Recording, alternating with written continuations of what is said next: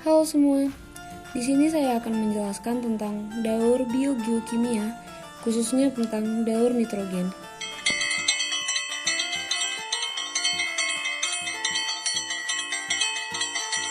Daur biogeokimia merupakan perpindahan unsur-unsur kimia melalui makhluk hidup dan lingkungan abiotik atau tanah dan air.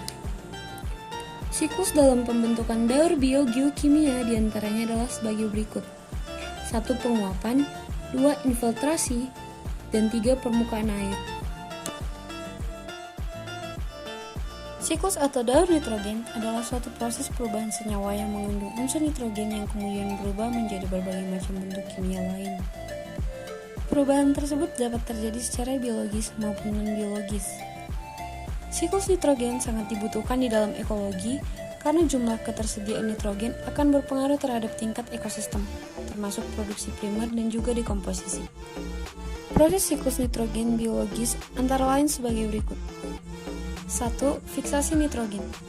Fiksasi nitrogen adalah proses perubahan nitrogen dari atmosfer menjadi amonium. Bakteri yang berperan dalam proses ini adalah bakteri pada akar tanaman polongan melalui fiksasi biologis. 2. Nitrifikasi. Nitrifikasi adalah proses oksidasi biologis amonia dengan oksigen menjadi amonium, kemudian nitrit dan diikuti oleh proses oksidasi nitrit menjadi nitrat. 3. Asimilasi. Asimilasi nitrogen adalah proses pembentukan senyawa nitrogen organik, misalnya asam amonio dan senyawa nitrogen anorganik. 4. Amonifikasi. Tahap siklus nitrogen di mana sisa-sisa tanaman serta limbah terurai oleh organisme kemudian menghasilkan amonio disebut dengan amonifikasi. Amonio dalam tanah akan bertambah dalam berbentuk ion amonium. 5. Denitrifikasi. Denitrifikasi ialah proses reduksi nitrat yang berubah menjadi gas nitrogen inert dalam siklus nitrogen. Dan denitrifikasi dilakukan oleh bakteri seperti Pseudomonas dan Clostridium pada kondisi anaerobik. Fakta tentang nitrogen. 1. Sekitar 78% dari atmosfer terdiri dari nitrogen. 2. Nitrogen yang digunakan untuk pembuatan pupuk bertujuan untuk membuat tanaman lebih cepat tumbuh. 3.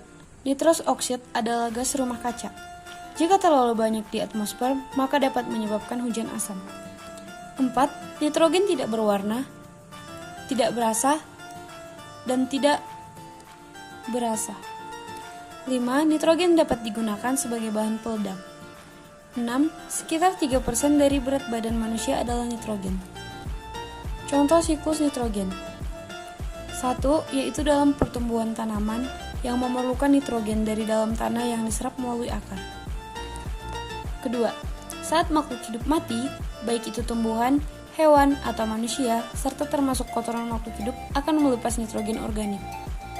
Oke, demikianlah penjelasan saya mengenai biogeokimia yang khususnya tentang daur nitrogen.